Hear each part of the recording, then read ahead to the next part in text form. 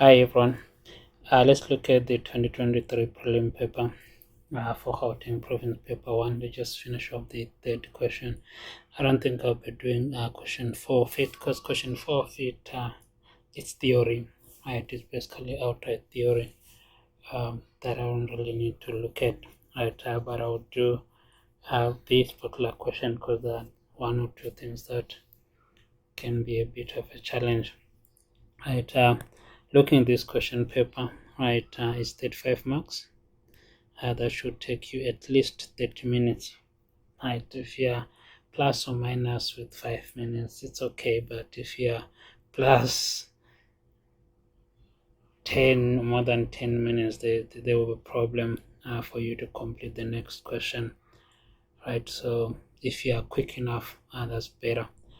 Right, okay, it says interpretation of financial statements, what you call, normally it's referred to as ratio analysis, right, or analysis of financial statements, right.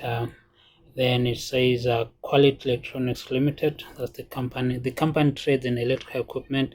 The information relates to the past 2 financial years, right. So I've got past 2 financial years ended 28 February 2023.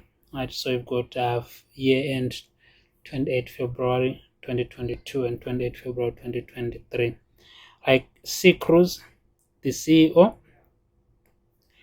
and there are 3 other directors.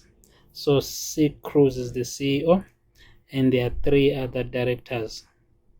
Right, so 4 directors in total. Required, provide figures with financial indicators. So you need to provide figures, key, financial indicators or calculations, right, in each case to support your answer. Then liquidity. Right, Cruz has been concerned about the company's working capital. Right, if you don't know this term, working capital in grade 12, it's kind of like a little bit the downside. You know, you need to know what is working capital.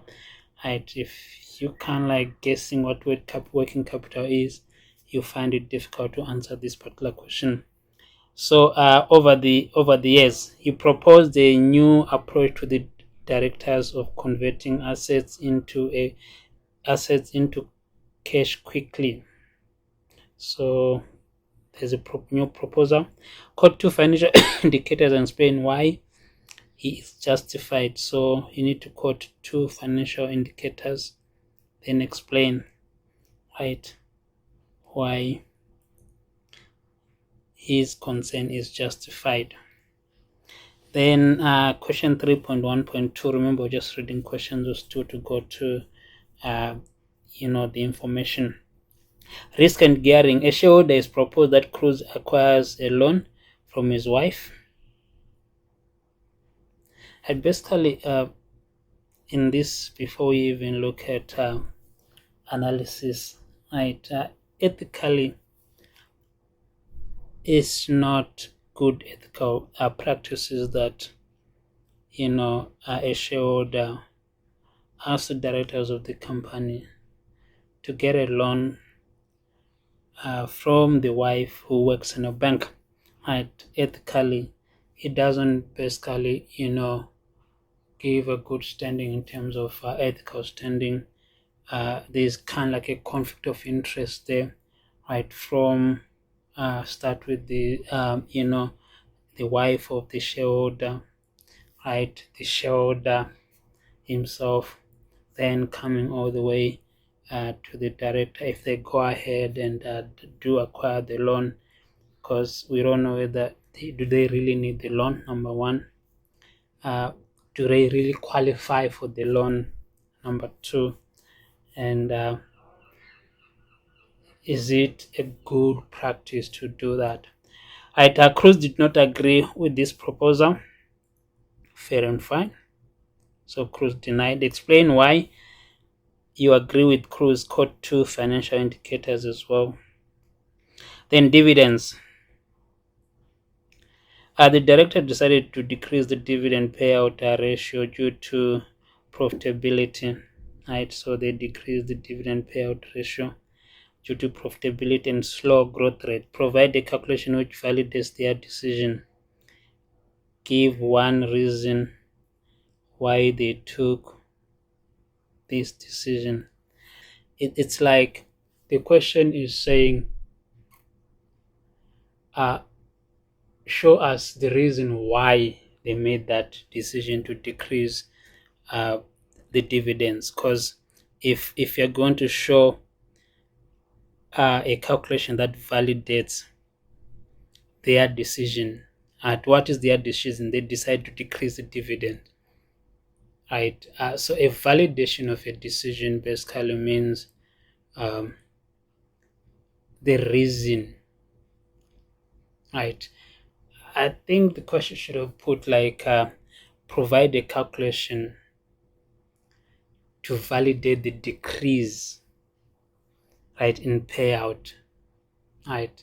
Because if it validates their decisions, it becomes a different kind of calculation, right? Because you can't like trying to prove why they decreased the dividend. But however, we'll look at the question as it comes. Right, earnings, returns, and shareholders' price on the JSE. Comment on the percentage returns and earnings per share of the company. Quote two financial indicators. So comment on percentage returns and earnings per share of the company, right? And quote two financial indicators. Then comment on the share price on the JSE and how the percentage returns and earnings per share have affected the share price. Quote figures. Right, so most of these things you have to quote figures. Then shareholding, refer to the information ANC. At the AGM, many shareholders complained that the Remuneration Committee had been negligent in their duties and that Cruz did not deserve, right, fees that he was paid as CEO. State two different points to justify their concern. Quote figures and financial indicators. Then explain why the other directors were unhappy with the price paid for the shares repurchased from Cruz. State 2 points. Quote financial indicators and figures to support this. So there's always two financial indicators and figures. Then provide a calculation and comment on whether the repurchase of these shares affected Cruz's status as majority shareholder or not. Then explain why the public was not interested in buying the new shares issued at R7.90 per share. Quote one financial indicator with a trend excluding EPS and return on shareholders equity ROSH. Right, then going to the question. So you've got information, you've got debt equity ratio, you've got asset test ratio, you've got stock turnover rate, trading stock deficit percentage on sales, then returns on capital employed, then returns on shareholders equity, percentage returns, that's ROSH, earnings per share, dividends per share, net asset value per share, market price of shares, interest rate on investments, then interest rate on loan. Right, so you have 2023 and 2024 calculated for you. You're not going to be calculating anything, right? Then total number of shares, right? Share capital and shareholding of CEO, right? Total number of shares, number of authorized shares is 6 million shares. Number of shares in issue, 3,240,000. that's for 2023, and 3,200,000 for 2022.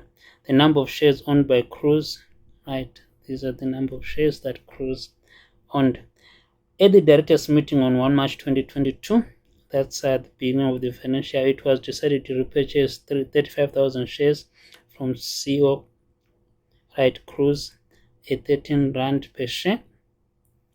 None of the other directors supported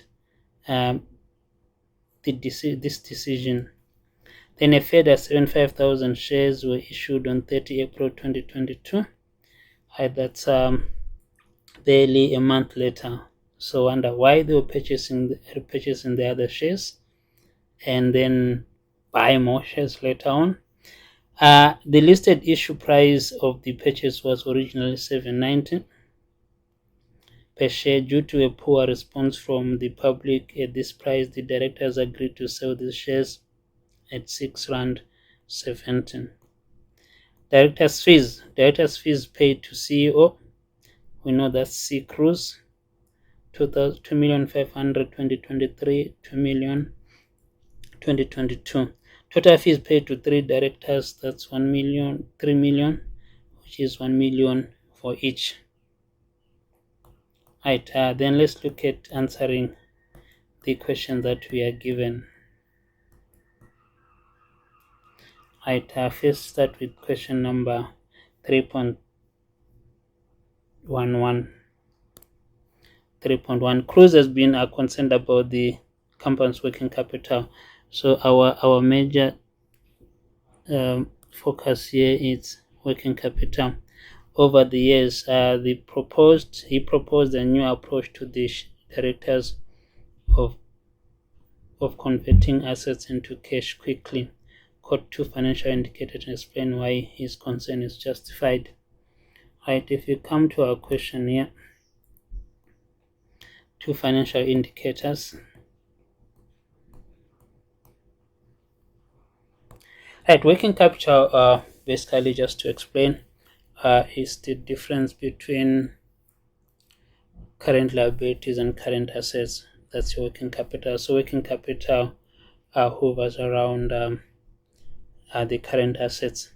So the concern here is the working capital, it's kind of like not doing so well, right? So if you are asked about working capital, the first telltale, it's liquidity. As the question says here, they're looking at liquidity. If you check right here, right, that's liquidity, right?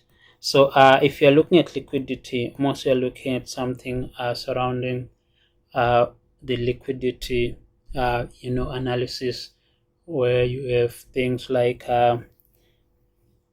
acid test ratio, current ratio, stock turnover rate. You have things like the time debtors take to pay, so all those things, they form part of liquidity, right? So in this particular question, he had two, right? He had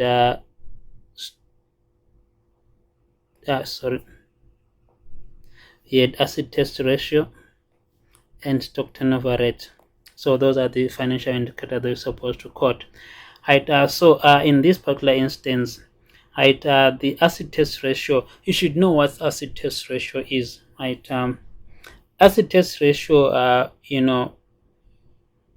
fell from 0.91 in 2022, right, to 0.7:1 in 2023. So acid test ratio,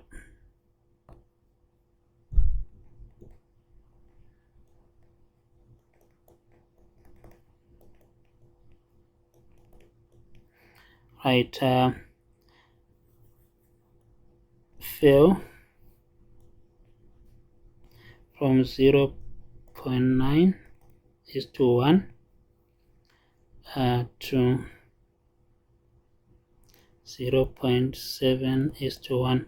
So basically, it means for every 0.9 asset, you've got 1 liability, to cover which is not enough. So that means, remember, acid test ratio is exclusive of stock. So if let's say something happens to your stock, or your stock becomes obsolete, right, are you going to be able to cover your short-term liabilities, that is current liabilities? And from this instance, it's no. So that's why is concerned there's not enough cash or enough current assets to cover your current liabilities, and it's getting worse. That's why he's concerned about improving working capital. So that's justifies his concern, because it seems working capital is getting worse by day, right? So he needs to find ways of improving the working capital. So it has fallen from 0.9 is to 1 to 0.7 is to 1. Right, then the other one that we have is stock turnover rate. Right, so stock turnover rate, right, was 8 times in 2022 and 5.2 times in 2023. So stock turnover rate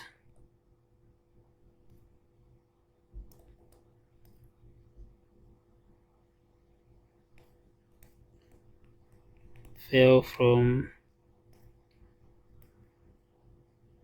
8 times to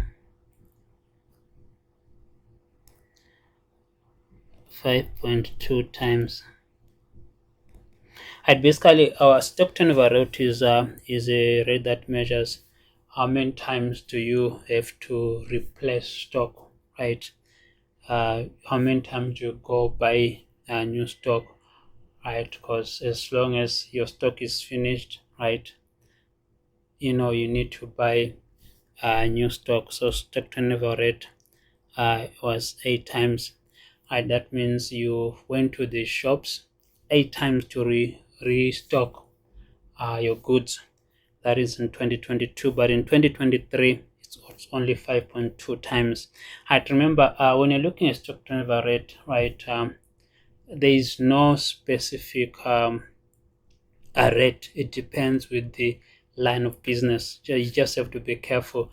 Some business may have like 3 times, some business, depending what you're doing. If you're selling fast moving goods, right, the stock turnover definitely will be higher. But if you're selling slow moving goods, like for instance furniture, right, you can't be selling beds frequently because people stay longer with beds, right? So you just have to be careful in analyzing what kind of goods that they are selling, right? But here we're told they're selling electrical goods. If I have to double check, right, they are trading electrical equipment, right? So electrical equipment, we don't know what kind of electrical equipment that they are, right? So you might find that the 8 times is the highest you can get, but it's now, the problem here is now what, decreasing. That means they are not selling stock as fast, or they're not selling more as they should have. Then the other stock ratio that we can use, if it's available, if I have to calculate, is the one that calculates the number of months that you keep something before you sell it. How long does it take to sell a product, right, that we have, or your stock? So at 8 times, right, you find that you're keeping something for less time. He is justified because acid test ratio is dropping, stock turnover rate is dropping, so he is justified to come up with those new ideas. Then a shareholder is proposed that Cruz acquires a loan from his wife, who is a bank consultant. Cruz did not agree with the proposal. Explain why you agree with Cruz. Got 2 financial indicators. Right, the 2 financial indicators, if you go back to our question, right, so it's all about loan. So loan lies around the debt equity ratio, right? So basically debt equity is long-term debt is to what? Is to equity, right? And if you look at equity, it's shareholders capital, ordinary shareholders capital plus retained earnings. These are things that you need to know how you calculate those, right? So the lower the debt, the better, right? So for instance, for this question, in 2022, the debt equity ratio was 0.4:1. Then 2023, it was 0.5:1. So that's the first thing that we have, that debt equity ratio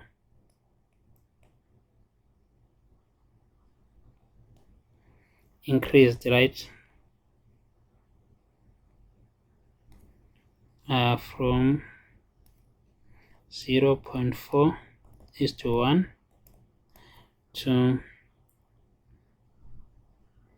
0.5:1.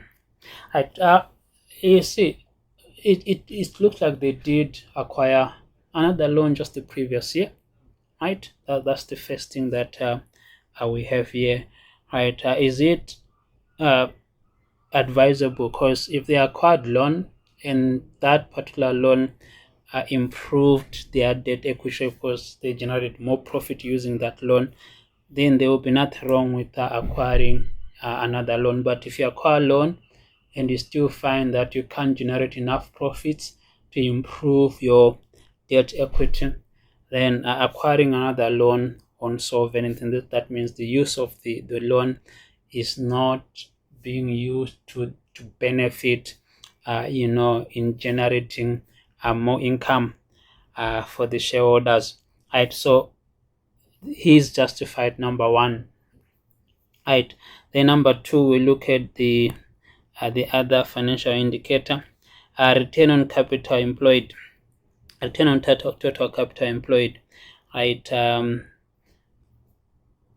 This one here, right?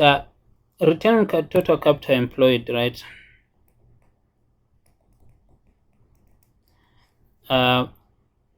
It decreased from 20% to 13%. That's a huge decrease, by the way, right? So they added a loan, but they still couldn't generate enough returns for the total capital employed. That means even if they get another loan, right, this won't change the status quo. So you compare it with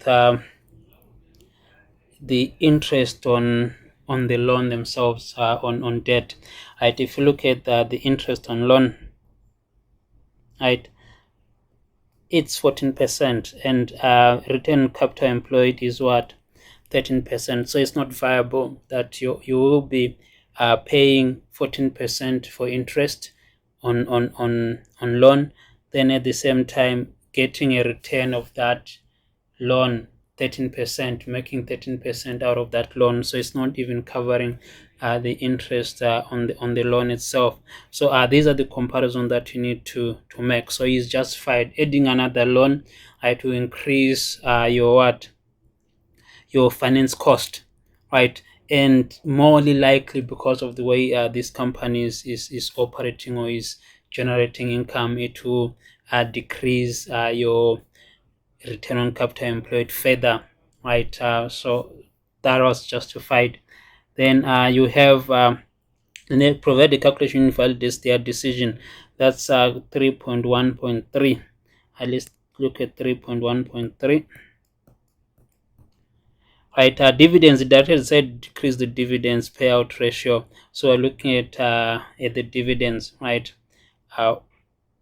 Give one reason why they took this decision, right? So you need to provide calculation which validate their decision, right? Why and how do you see that they did take a decision to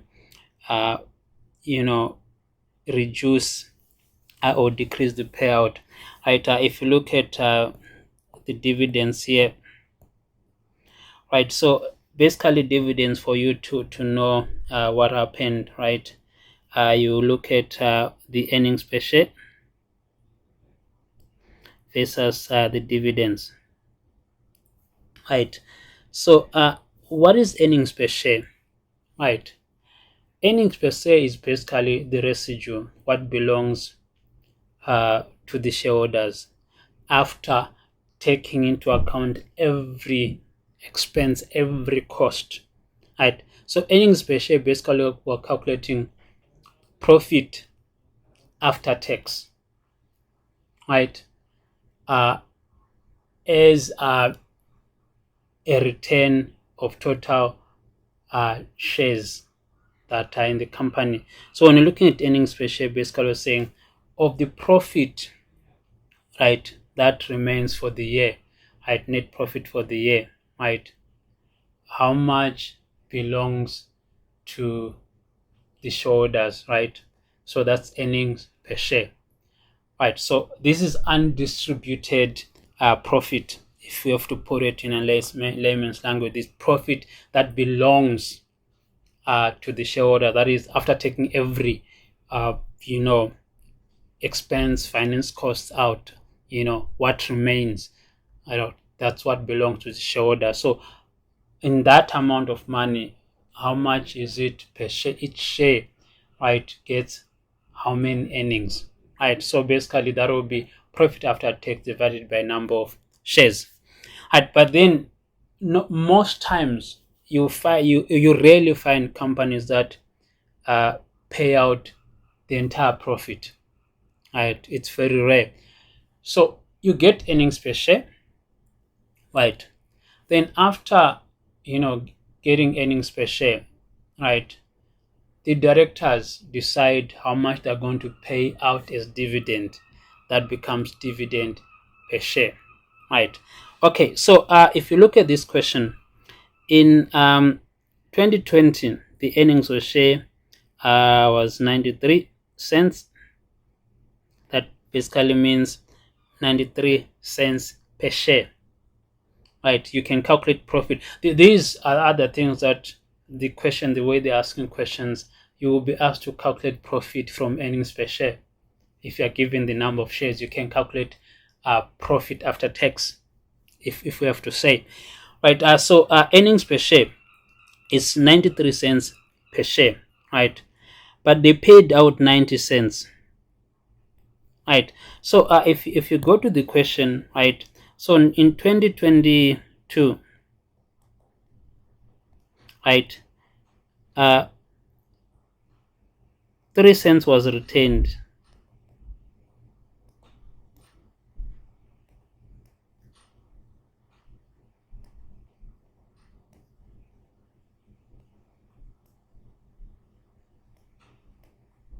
This is where you come up with retained earnings, because these are the one that the company keeps. This is given by 93 cents minus 90 cents paid out. So it's 93 minus 19. And that's a percentage of what? If we have to calculate percentage, right, that is 3 over 93.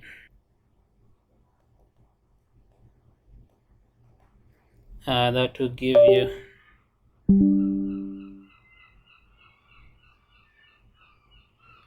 um, 3 divided by 9, 3 divided by 93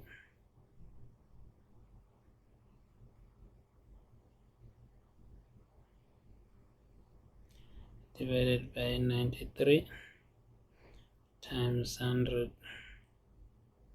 Right, so basically they were retaining 3.2%. And then in 2023, right, in 2023, earnings per share was 81 cents minus 57.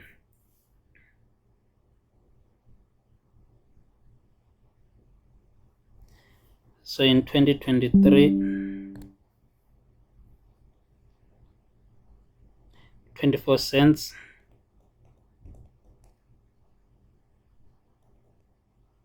per share retained, which is given by 81 minus 57. That's a percentage of 24 over 81 times 100 over 1. Right, as divided by 81 times 100. So they retained 29.6%.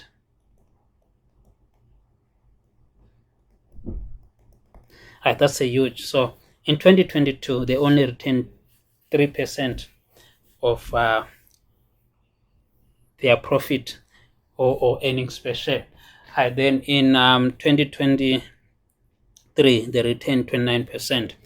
Right, and the question goes ahead and asks you to give one reason why they took this decision, right, in terms of the decision to retain more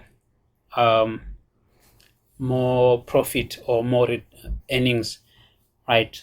So this you can say it's the reason because they want to develop, they want to grow. Normally companies retain earnings for expansion, right? They want to improve the cash flow because the more they pay out, they are going to pay out cash, right? So they don't have remember they have an issue with their debt, right? They've got issue with the asset test ratio.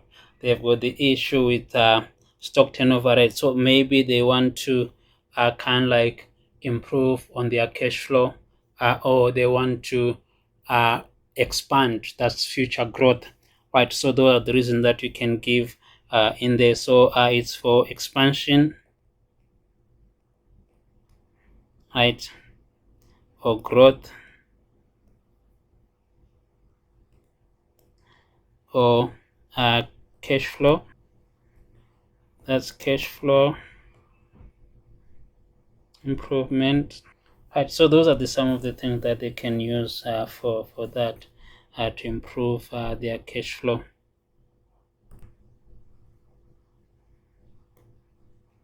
And the next question says, comment on the percent return earnings per share of the company give two financial indicators.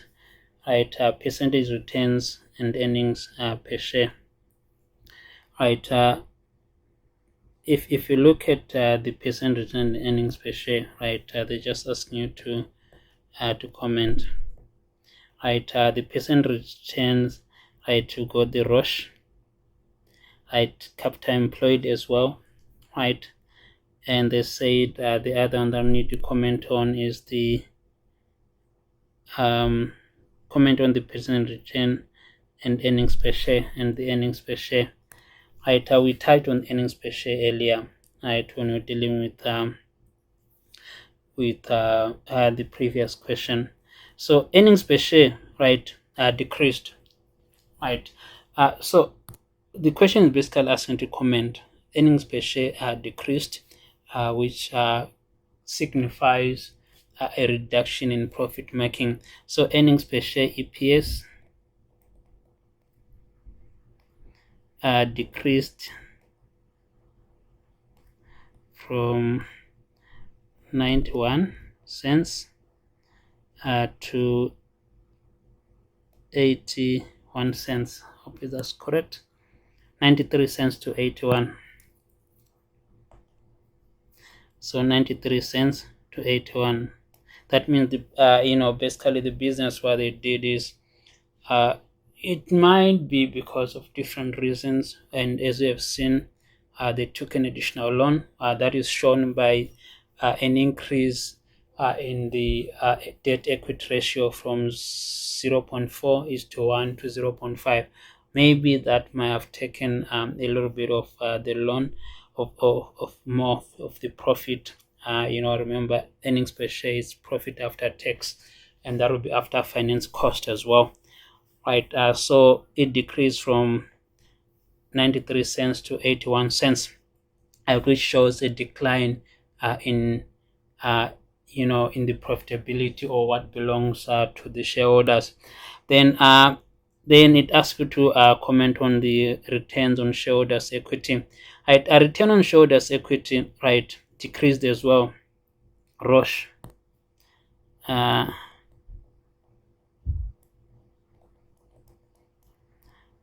Roche decreased as well from 9.2% to 5%. So Roche decreased from 9.2% to 5%. Right, if you look at the Roche, right, once it decreases like that, it's a problem, because when you compare it with interest on other investments, right? Previous, it was lucrative to invest in this company, right? Because you get a return of 9.2%, which is way above the interest on other interest on investments of 6%. But in a current state, right, people rather invest in other investments that are having a return of 7% compared to what they are earning 5%. So it becomes a little bit of people become reluctant to buy shares in a company if that is the case. So yeah, right. So that's earnings per share, right? Of course, if you are writing, you can't write the way I'm writing. Just write it in full, right? Everything that I'm explaining and put in. Then comment on the share price on the Johannesburg Stock Exchange, how the percent returns and earnings per share affected the share price code figures. These are the things so that if you look at this, right? If you look at this, right? So if you look at the share price on the stock exchange, right? You have market price, right? That is 760, right? Which is a decline from 840. Right? This is all because of the value of the shares, right? If the share price, right, Johannesburg stock, right?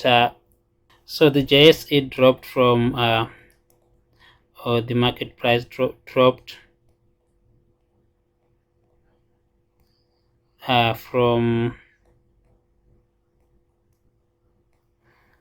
it's 840 to 760.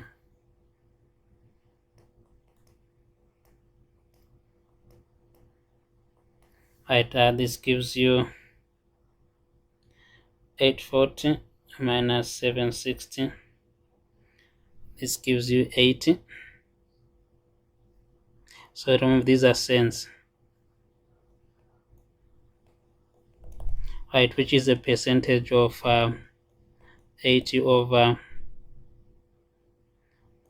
840 by 100 over 1. That's 9.5%. So the share price dropped by 9.5% because of lack of profitability, right, or decrease in returns, right? Once a company is not generating enough profit or returns, the share price tend to to decrease. This is shown as well by net asset value, right? The net asset value, so it's compared, you can compare it to the share price, market price, right? Because kind of like represent the market price. It decreased as well from 820 to 785.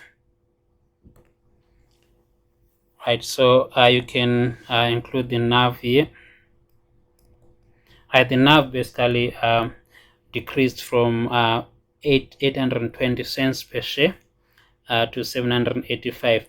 If you look in this particular outline, right, the share price, JSE, right, price was higher in 2022 than the net asset value in 2022. When it comes to 2023 now, the net asset value was higher than the Johannesburg Exchange JSE price. So this shows that once a company is declining in profits, remember the NAV, it's an in-house. It doesn't react much to the problems of profit making, because it's using the internal. But now outside the JSE, basically it uses the market, the reaction of the general public in terms of where they value the asset. Are people buying or selling the shares? So that will basically impact more on the JSE market price.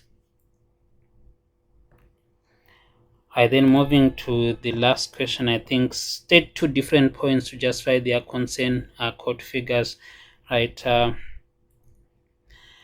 3.1.5, where is it? Right, at the AGM, many shareholders complained, right, that the Remuneration Committee had been negligent, right, in their duties, and that Cruz did not deserve the fees that he earned. So if you look at those 2 points, they state 2 different points to justify their concern court figures, right?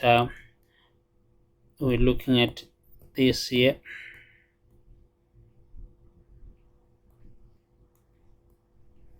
Right, director's fees. So in 2021, right, in 2021, Cruz earned 2 million fees. Then 2022, 2.5. So he received an increase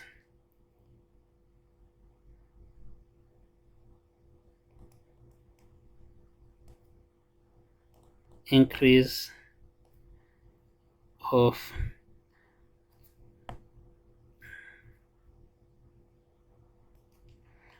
2,500,000 minus 2 million,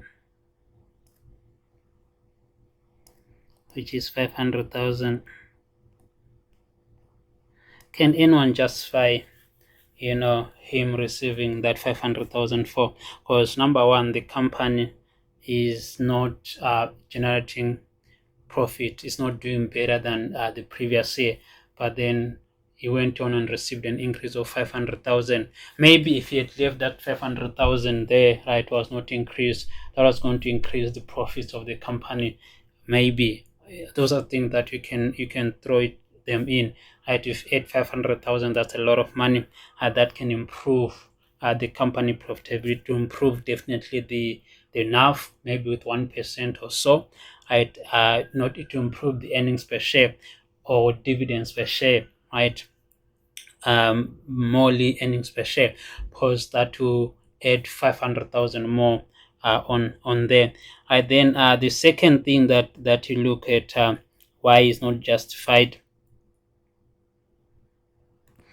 The second is because that earnings per share dropped.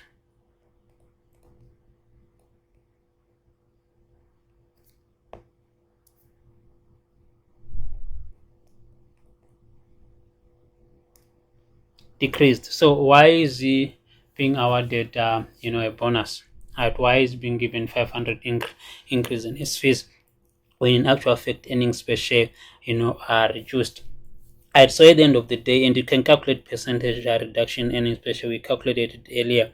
Right, so he received an increase, but at the same time, the business or earnings per share or the return, what belong to shareholders, decreased, because he's there to make sure that he maximizes the returns of shareholders, but earnings per share, what belongs to shareholders, decreased. Yet his pocket got more money. So you need to compare those. Some of the things basically down to reasoning, like why would someone get an increase? Because he has done his job well. But did he do his job well? The answer is no, because the earnings per share decreased. The shareholders earnings decreased, yet his pocket increased. And the other thing as well here, right, the other directors never received an increase.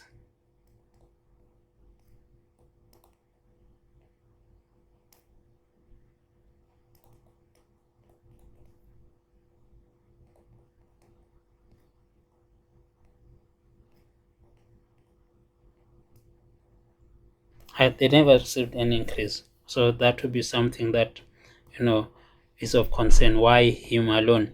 Then explain why the other directors were unhappy with the price paid for the shares repurchased from Cruz, state 2 points, and quote financial indicators. Right, this is quite straightforward. Right, if you come to, right, the shares were sold for 13, right, that was on 1 March. Right, on 1 March, selling them at 13 euro, right, sorry, 13 rands, right, these shares, right, the market value, right, at most, according to NAV and JSE, were 8 euro 40 or 8 euro 20. The shares, right, NAV, this asset value, because that are a representation of the market value, right, were 820. Right, and they were repurchased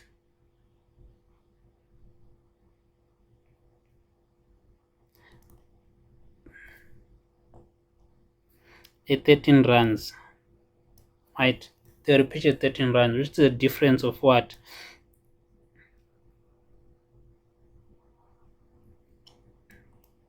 4 runs 8, right? 4 runs 80, right? Which is a lot of money, right? Why would they pay that kind of premium? Just because he made the decision himself, right? And no one could challenge him.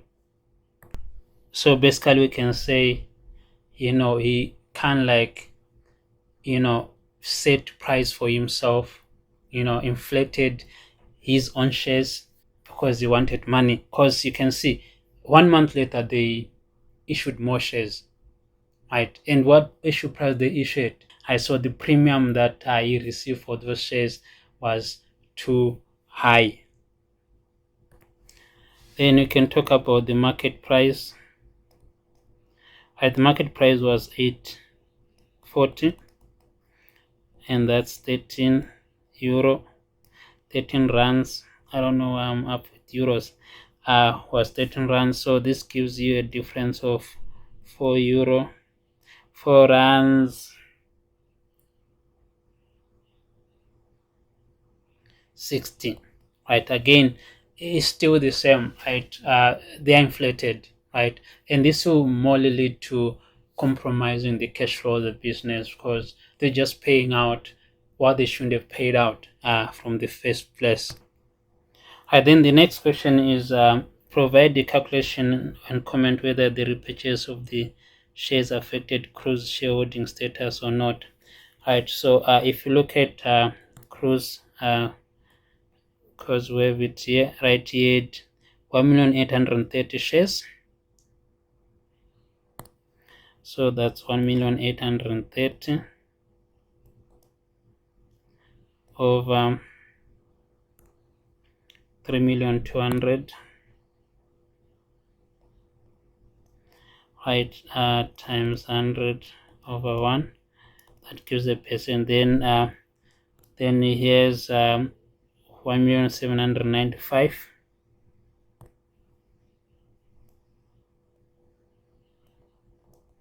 divided by 3,240,000 times 100 over 1.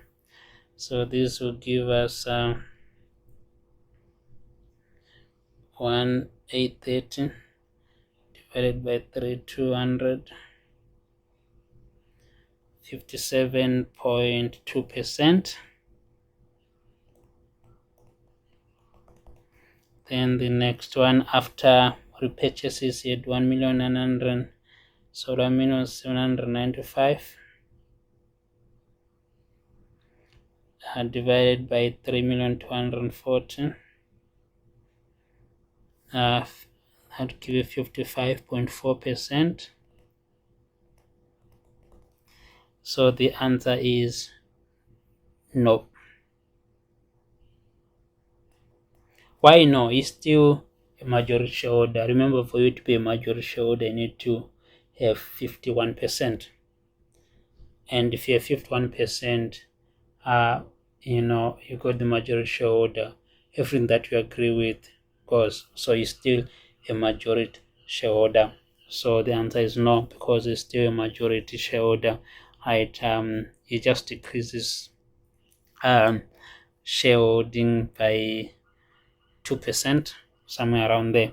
Right? So he's still a majority shareholder. Right? So explain why the public was not interested in buying the shares. Right? Basically. So the reason is because number one, dividends per share decrease. The reason why people buy shares, because they're looking for a better return. So if the dividend per share are decreasing, why should they buy? It decreased. Dividend per share decreased. Right. Then the other one, earning. They say we shouldn't quote earnings per share. Right. Investment. Then the shares. Remember, we have this issue here. They were selling the shares at 719. Right. That was the selling price, but the market price of the share was 760. So how were they selling the share at 719? So you can say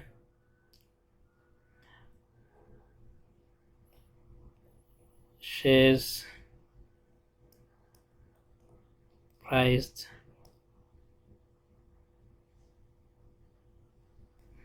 above the market price, that is the JSE, because the JSE was 7 rand 60. Right. And they are issuing the shares out at 7.90. So if you are going to buy a share for 7.90 and then sell it on JSE for 7.60, it's a no-brainer. People that are buying shares, they are investment minded. They want a return. So you can't buy a share that you can see that on the market you get less. So who would buy that share? The answer is no one. Right. So these are the type of questions. It's straightforward. You're given everything. Everything was worked. What you need was reasoning, to come up with different answers, right? And at the end of the day, you need to know calculation on its own is not enough. You need to know what you're calculating, what it means as well. So I hope you find this helpful. Then if you if you look to contact me, I'll leave my email address and WhatsApp number in the details below the video, so you can get in touch. Thank you, and please remember to subscribe and share with others.